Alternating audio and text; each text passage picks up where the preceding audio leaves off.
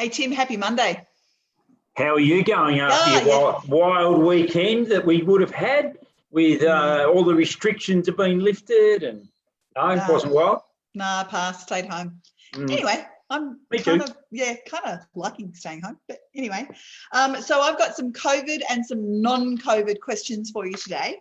But firstly, I think that we really need to just revisit that $2,500 that Labor were talking about last week, because there's been a recommendation put into the legislation, but it hasn't been activated. Correct. So what's happened is that Parliament has put into the legislation that the government would be able to, by way of regulation, bring about the $2,500. But right now they haven't. So we are not going to see that $2,500 unless the government does something different. Yeah, and the government has indicated that they're not going to, haven't they? Correct. Yeah. Okay. But you and I have a plan. We always have a plan. But there has been a change to the break fee. Yes. Yeah. So in the same legislation, they changed the break fee now. So if the landlord and tenant can't ultimately come to an agreement, then the tenant can apply to the tribunal to terminate the lease, and they'll have to pay 2 weeks rent. So that'll be the break fee. So that'll be the maximum they can pay is 2 weeks, right? If they want it, yeah. So that's how they'll end that. Okay, landlord insurance is still as clear as mud, really. But we're suggesting best practice, unless you have confirmation in writing from your insurer otherwise. Best practice is what? Yeah, look, there are people out there suggesting that if you go and do a deal with your tenant in the good faith and all the rest of it, and then you're suffering a loss, you can then go to the insurer and the insurer write you out a check.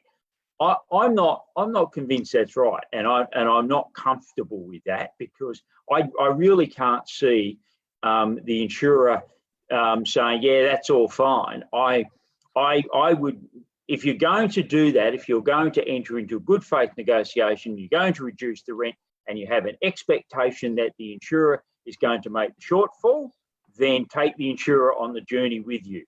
Tell the insurer, I'm going to do this. What do you want me to do?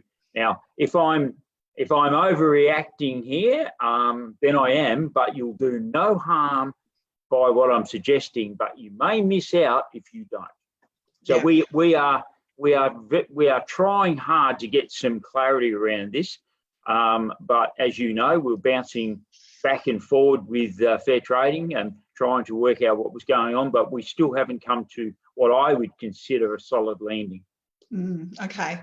Now, we have got a webinar that we're doing on Wednesday specifically for our property managers. So between 9 and 10 on Wednesday morning, we've got Michelle McLean, who is not only a senior property manager for Leah J, she's also the chair of the property management committee. So she is the one to be asking all of these questions. It's a free webinar for our members, but there's a $49 charge for non-members. Did I get all that?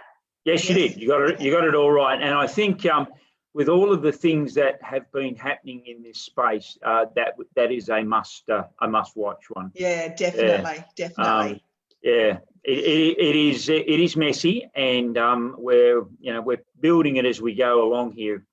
So yeah, I'd strongly recommend everybody participate in that. We're lucky to get Michelle to do it, because whilst I'm looking at the legislation, the rest of it, what Michelle's looking at is this is what the rules say, and this is how we're doing it in practice. That's right. She's at the coalface. I'll be very interested to hear that myself, actually. Yeah, absolutely. Me too. Now, JobKeeper, do you know when we should be expecting the money if we've actually qualified?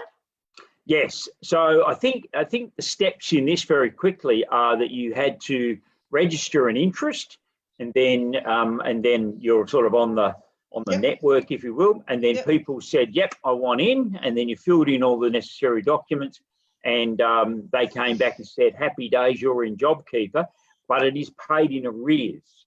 So I think I think you would normally pay your people as you've done in the past, and then be it in the following month or something like that, you will receive the money. But they're not going to send it to you, fortnight by fortnight as you require. It'll come to you in arrears. Yeah, but some people have been paying for a month already. So yeah, okay. We'll have to check out, see if we can find out before our next catch up what the timing is likely to be. Yeah, okay. Okay, so non-COVID, we've had some, obviously the 23rd of March, we had our changes to some licensing requirements and CPD requirements. So I've got a couple of questions in that space. How do we apply for a level 1 license if we've been granted a level 2?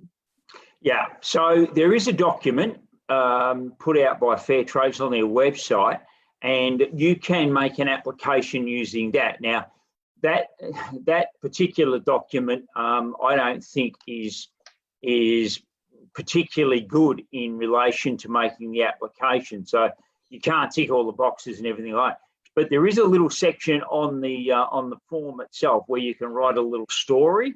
So so that's where you write the little story. But you'll have to demonstrate that you're entitled to a Class 1 license. Okay. So there's a lot of people who had a class 1 license, which would have been the people who were already the licensee in charge. So licensee in charge, automatically Class 1. Yep. Other people would have been given a Class 2 license. That's right. But they might have been in the business for 100 years.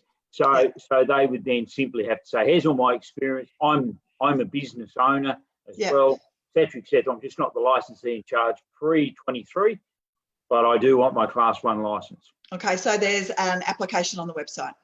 There is. Awesome. Now, certificates. A lot of people have been panicking because they've been trying to renew them online, but they haven't been able to. So I've heard a rumour that they've been automatically renewed for 4 years. Correct. Okay. So you have 4 years to get your license. Otherwise, you're out of the industry. Yep. So as I understand it, Fair Trading have granted a certificate for those 4 years, and then obviously, if you are able to get your license roll over before those 4 years, then your certificate will simply go across and be converted into a license. Okay, and you won't be doing CPD during that time either. Yeah, exactly. So instead of doing the CPD, you're actually doing the modules that you require to get your license. Correct again. Okie dokie. Now, here's the $1 million question. Which roles need to be licensed? Have we got a list yet of the roles that are exempt from being licensed?